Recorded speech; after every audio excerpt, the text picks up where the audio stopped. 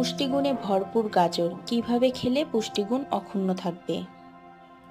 গাজর কাঁচা অবস্থায় খেলে এর ভিটামিন এবং ফাইবার পুরোপুরি পাওয়া যায়।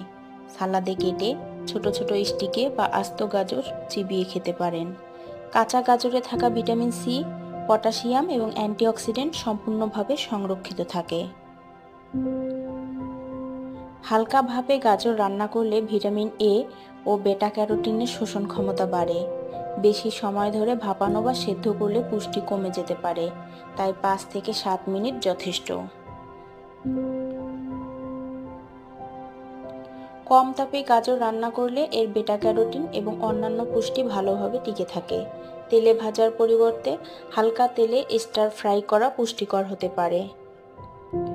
গাজরের খোসার নিচে প্রচুর পুষ্টিগুণ থাকে, তাই ভালোভাবে ধুয়ে ত্বক সহ খেলে পুষ্টিগুণ অক্ষুণ্ণ থাকে।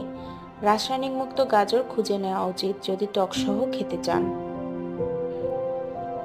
গাজরের জুস করলে তন্তু হারিয়ে যায়, তাই জুস করার পরিবর্তে পুরো গাজর খাওয়াই ভালো। যদি জুস করেন তাহলে ফাইবার যুক্ত রাখতে মিশ্রণ করে জুস করুন। মনে রাখবেন, অতিরিক্ত তাপে গাজরের ভিটামিন এ ও অন্যান্য জলীয় পুষ্টি নষ্ট হয়ে যায়, তাই গাজরের পুষ্টিগুণ অক্ষুণ্ণ রাখতে অতিরিক্ত তাপে গাজর রান্না করা থেকে বিরত থাকুন। ধন্যবাদ।